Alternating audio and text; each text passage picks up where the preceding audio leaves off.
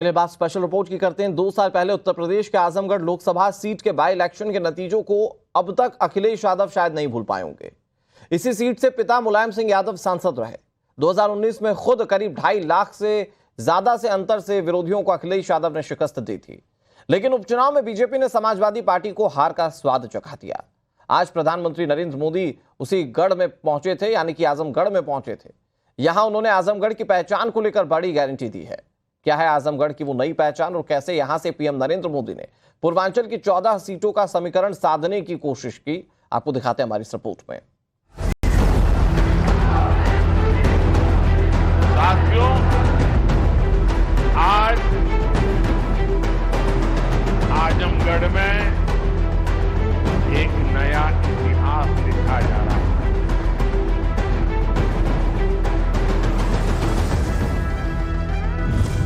प्रधानमंत्री नरेंद्र मोदी के संसदीय क्षेत्र वाराणसी से महज 99 किलोमीटर दूर आजमगढ़ की पहचान अब बदलने वाली है। ये कल का आजमगढ़ अब वो गढ़ है, ये आजन्मगढ़ है। ये आजन्मगढ़ विकास का गढ़ रहेगा, आजन्म रहेगा। अनंत काल तक ये विकास का गढ़ बना रहेगा। ये मोदी की गारंटी है दोस्तों। पीएम नरेंद्र मोदी के हुंकार उस आजमगढ़ की धरती से है, जहां के लोगों ने दशकों तक माफिया राज और कट्टरपंथ के खतरे को करीब से देखा, लेकिन आज डबल इंजन सरकार की बदौलत यहां की जनता कानून का राज देख रही है। पूरा इलाका विकास के नए आयाम छू रहा है। पीएम मोदी ने आजमगढ़ में मंदुरी एयरपोर्ट, महाराजा सोहेलदेव विश्वविद्यालय का उद्घाटन किया। साथ ही इलाके के लिए छोटे बड़े 100 परियोजनाओं का लोकार्पण और आधारशिला रखी।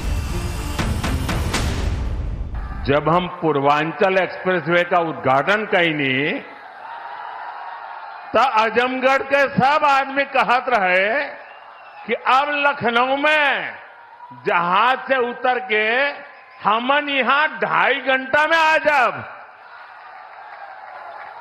अब तक आजमगढ़ में आपन जहाज उतरे का ठिकाना हो गेल। एकरे अलावा मेडिकल कॉलेज और यूनिवर्सिटी बने के कारण पढ़ाई और दवाई के इंतजाम के लिए भी बनारस जाए का जरूरत कम पड़ी। आजमगढ़ से पीएम मोदी के इस विकास संदेश के मायने काफी बड़े हैं। सामने लोकसभा चुनाव है। आजमगढ़, वाराणसी और मिर्जापुर मंडल के 10 जिलों से ही करीब 14 लोकसभा सीटें जुड़ी हुई हैं। 2019 के चुनाव में इनमें से 9 सीट बीजेपी को ही मिल पाई थी, लेकिन इस बार बीजेपी बाजी पलटने के इरादे से चुनाव मैदान में उतरी है। पीएम मोदी का काशी से सीधे आजमगढ़ आना इसी रणनीति का हिस्सा है। आपका ये प्यार और आजमगढ़ का ये विकास जातिवाद, परिवारवाद और वोट बैंक के भरोसे बैठे इंडी गठबंधन की नींद उड़ा रहा है। पूर्वांचल ने दशकों तक जातिवाद और तुष्टीकरण की राजनीति देखी है और पिछले 10 वर्षों में ये क्षेत्र विकास की राजनीति भी देख रहा है और 7 साल से योगी जी के नेतृत्व में उसे और गति मिली है। जो आजमगढ़ पहले जहां के नाम से लोग भयभीत होते थे, आज वो आजमगढ़ अपनी कला के लिए, अपनी शिक्षा और साहित्यकारों के लिए, अपनी विकास की एक नई पहचान के लिए पूरे देश और दुनिया के अंदर पहचान बना रहा है। और यह सब संभव हो पाया है प्रधानमंत्री मोदी जी के योग्य मार्गदर्शन और नेतृत्व के कारण, जिसने आजमगढ़ को फिर से उसकी पुरातन पहचान को दिलाया है। दरअसल आजमगढ़ से बीजेपी की चुनावी उम्मीद 2 साल पहले अचानक से तब बढ़ गई जब अखिलेश यादव के इस्तीफे देने के बाद खाली हुई सीट पर उपचुनाव हुए थे। बीजेपी के उम्मीदवार दिनेश लाल यादव निरहुआ ने सपा उम्मीदवार और पार्टी के कद्दावर नेता धर्मेंद्र यादव को हराकर लोकसभा वो पहुंचे। 2022 उपचुनाव में बीजेपी को मिली इस बड़ी जीत का फैक्टर समझने के लिए सबसे पहले यहां की 2019 के नतीजों को समझना होगा। 2019 में आजमगढ़ सीट से अखिलेश यादव ने जीत दर्ज की थी। उन्हें 6,21,578 वोट मिले थे। खास बात ये कि उस वक्त समाजवादी पार्टी और बीएसपी का गठबंधन था। तब बीजेपी से दिनेश लाल यादव निरहुआ को कुल 3,61,704 वोट मिले थे।